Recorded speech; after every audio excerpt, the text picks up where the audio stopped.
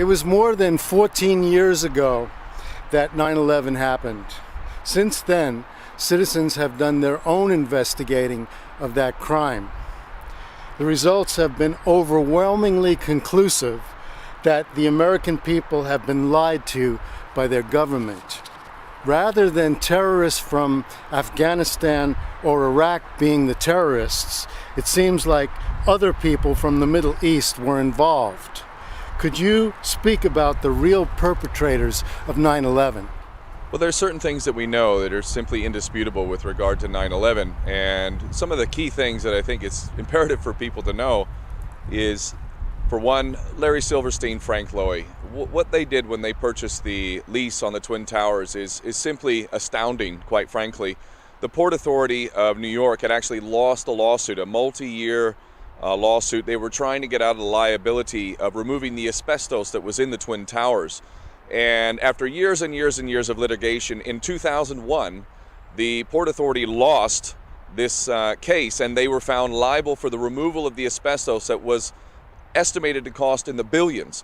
So when Larry Silverstein and Frank Lowy, two Jewish businessmen, purchased the lease on the Twin Towers, they purchased two buildings that were full of asbestos and were going to cost billions to have that asbestos removed.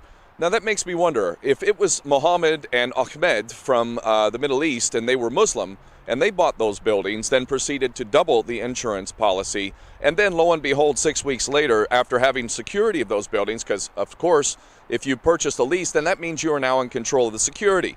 So Frank Lowy and Larry Silverstein bought these worthless buildings that were half empty, full of asbestos that would have cost billions to remove. They bought these buildings, doubled the insurance policy, the buildings then turned to dust, and they ended up collecting billions. I don't think for 1 second that the American people would believe any Muslims if they purchased these buildings in the same kind of process. Aside from Frank Lowy and Larry Silverstein, the only people that were arrested on 9/11 were in fact Israelis, Jewish Israelis, who were caught filming the event, and it was a suspicious behavior that caused one of the people in the area to call the police and say, I've got these people that are sitting here filming the event, 9/11 as it's happening, and they're high-fiving each other and dancing around and celebrating. This has been acknowledged on Israeli television that these Israeli agents had foreknowledge. They admitted on Israeli television that they were forewarned and were told to go and film the event. We were taken for another round of questioning, this time related to our allegedly being members of Mossad. The fact of the matter is, we are coming from a country that experiences terror daily. Our purpose was to document the event. So this is not disputable. They were amongst the other Israelis who were arrested on 9/11, some of whom were caught in vans with explosives in the vans. George Washington Bridge. Indeed, George Washington Bridge. And there were more than one set of Israelis that were actually caught with explosives in their vehicles. So the only people arrested on the day were actually Israelis. And funny enough, when they were arrested by the police, there was anonymous calls on the day where very suspiciously reports were being made of people who looked suspicious around the George Washington Tunnel, who looked like, and this is a quote, Palestinians. So what does a Palestinian look like? And now if you're an Israeli Mossad agent and you're using the motto of thou shalt, by way of deception, thou shalt do war, this makes sense that you would be blaming somebody who's not guilty, Palestinians, for a crime that you yourself are committing. Israeli Mossad are known for false flags, and it's clear they had foreknowledge. They had explosives in their vehicles. They were arrested on the day. Many of them failed lie detector tests, and they were quietly deported by Michael Chertoff, who was in charge of their release, quietly deported back to Israel. And yet the whole time we've been told that Muslims are responsible for this. And then let's look at the Muslims and how ridiculous this story is. First off, you've got a guy in a cave in Afghanistan, Osama bin Laden, who according to French intelligence was seen in an American hospital in Dubai in July of 2001. So this CIA asset who's been working for Al-Qaeda. What is Al-Qaeda? It's nothing but a creation of the CIA functioning for the CIA. So Osama bin Laden, a guy who is apparently living in a cave in Afghanistan where you don't even have mobile coverage, is apparently masterminding some sort of operation with 19 hijackers, which includes a hijacker like Mohammed Atta, who was boozing it up in strip joints in Florida, snorting cocaine and going out with a stripper, which doesn't sound to me like a guy who's actually going to go out on a jihad and kill himself. for the cause. Not only that, but none of these guys could fly these planes. It's been well accepted and acknowledged at this point. They were flying little one-engine Cessnas and Pipers. They're not qualified to fly these planes, especially with those types of maneuvers. And we can go on and on and on and on about this, but the bottom line is we see Israeli fingerprints all over this event, along with traitors in the U.S. government, and this is where the trail leads, very obviously, and that's in the public record. Never mind the destruction of evidence that occurred, there is no legitimate investigation. The 9/11 Commission report is a complete whitewash, it's a joke and an insult, and it doesn't even go into many of the issues that I'm mentioning here. So the real trail leads to Israel and traitors in the United States government, not to Arabs, not to Muslims. Those guys who were blamed for it, these 19 hijackers, are nothing more than patsies, and it's beyond obvious. So this is where the trail really needs to go, and let us not forget, destruction of evidence in a crime scene is in itself a major crime, and for that we can start arresting people right now. Critical evidence in any crime scene, the first thing you do is seal off the crime scene. You start to investigate forensically. None of that was done. Those who were in charge of that crime scene need to be arrested right now for destruction of evidence. That's not disputable. Now, we can get into exactly who did it and how it was done and whatnot, which is a little bit more difficult. But if we had a legitimate investigation from the get-go, we would have had the evidence by now to be able to not only indict but prosecute and convict these bastards who are responsible for this. Okay, Ken, I want to ask you this question. So why did they do 9/11?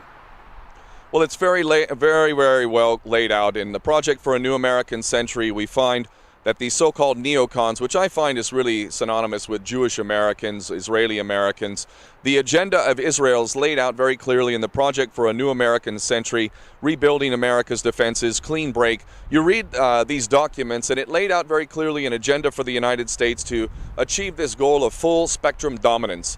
And the full spectrum dominance agenda simply means that America found itself in a position where it should take advantage, according to these nutcases, that America should take advantage of the fall of the Soviet Union, should establish itself as the preeminent power on the planet, and have absolute control over air, land, sea, and space, and cyberspace. And the way to achieve this goal was to be able to secure some of the major energy reserves in key strategic areas around the world, including Afghanistan, the Caspian Basin, and whatnot. So these so-called neocons identified the former Soviet republics in the Caspian region with the stupendous amount of gas and oil reserves as key to controlling the world. So in order to secure that, a pipeline would need to be secured through Afghanistan to get all this stuff to market. And also it was identified that there must be permanent military bases in the Middle East. Of course, strategically, the oil there and other important aspects of keeping control of the world were identified. So we did have a base in Saudi Arabia at that time, which was a leftover of the first Gulf War, but that was becoming increasingly problematic. So Iraq was identified as a place not only to break up, but also to have permanent military bases. Now, the thing is that that's in this document, they said the American people, effectively what they said was the American people are too stupid to realize what an opportunity we have. And the only way that they would support these effectively wars of aggression, which are war crimes, quite frankly, the only way they would support such a thing is if there was a catalyst, some sort of, quote, new Pearl Harbor type event. Lo and behold, only just a few years after these documents were written, 9/11 comes. It was the biggest gift to the Jewish supremacist Zionists who wanted to break up Iraq. That was always identified, breaking up Iraq into several pieces and also surrounding areas. The real reason for all of these policies we see is for something called the Greater Israel Project. And every policy we see playing out in the Middle East right now is all about basically getting the Arabs and Muslims to bleed each other, to sow the seeds of sectarian hatred, to get the Arabs and Muslims to kill each other, to hate each other, to be divided into that fractured, weakened state for eventually for Israel to expand and become the next empire after America, because the American empire is being sacrificed right before our eyes. General Wesley Clark said that we're going to go and take out 7 countries in 5 years, starting with Iraq and then Syria, Lebanon, Libya, Somalia, and finishing off with Iran. Since then, Ukraine and Russia has been added to their list.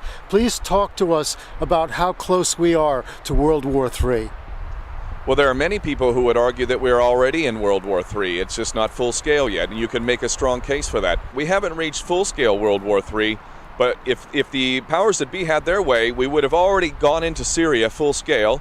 Somehow, some way, whether it's divine intervention or whatever, that has not happened as of yet. Syria was always a stepping stone to Iran, and it's hard to imagine that China and Russia could sit by and allow Iran to fall by the wayside like Iraq and Libya and others. So we've been very, very close, and I think people seriously indict ourselves collectively for collective insanity. I mean, we have been flirting with a third world war, a full-scale nuclear launch. We have come this close on many different occasions, not just the Cuban Missile Crisis. And for me, that's what it really boils down to. This is, in a word, unacceptable. Unacceptable. You and I, our children, future generations are all threatened by a bunch of psychopaths who, quite frankly, at this point, need a full-scale third world war. And if you look at the policies, I don't know how anybody in their right mind could conclude anything other than these bastard prostitutes who are running our governments are following orders to carry us straight into a third world war, especially when you look at Russia. I mean, the things that we're saying about Ukraine are beyond absurd. If we had an equivalent situation, and let's say that Russia was investing billions of dollars into Mexico to stir the shit, basically, and cause disruption in there, and then they had the kind of cross-border issues that have been going on in Ukraine, imagine how long it would have taken for the United States to start bombing Mexico. It wouldn't have been more than 5 minutes and we would have been bombing. You look at Russia, they've been extremely reserved. Keep it in mind that Ukraine is part of Russia, historically. So really what we see right now at this point in history is sort of two major opposing forces. Those of the powers that be, those who've been running the show, not just for decades, not even for centuries, but really, when we get back to the history of the world, we find that psychopaths have been in charge for literally millennia. And these psychopaths are competing with humanity. And what we have in this world right now is a rising of the consciousness of humanity in an unparalleled way. There is no example of this kind of consciousness rising. So what we have is this rising consciousness versus this incredible psychopathic behavior of the leaders. And ultimately, it's one of these two forces that's going to win out. And if the psychopaths win, you can rest assured they've got some underground compounds that are the size of cities. And I don't know about you, but I don't have my invitation yet. They have their invitations, and they're going to go underground, and they're that fucking crazy, excuse my language, that they're willing to set off a third world war and nuclear weapons so that we can all suck on it, basically, if we survive the radiation and whatnot, but they'll be underground. And this is, this is simply not disputable. So that's just how dangerous the situation is, and let's make no mistake about it. Those people who are in charge, if they're even people, those individuals are serious about setting off a third world war. All of the policies, when we look at it, only conclude one thing. That is, they want a third world war. And to be honest with you, I believe actually they're correct. That's about the only thing that could save them at this point. Because as humanity's consciousness is rising, eventually we're going to actually see, we're going to lift the veil and see exactly what is happening. In fact, more and more people are. Once you recapture the ability to think for yourself, all of this becomes really quite clear. You don't need to be a genius. I am not the smartest guy in the room. The stuff that I'm telling you right now is completely a matter of the public record. Anybody who wants to seek it can go find it. Everything I'm saying can be verified 100%. And we really do need to make a choice at this point in history. Are we going to carry on allowing these bastards to run the world and bring us to the brink and possibly a third world war? Or are we going to exercise our power and our consciousness and take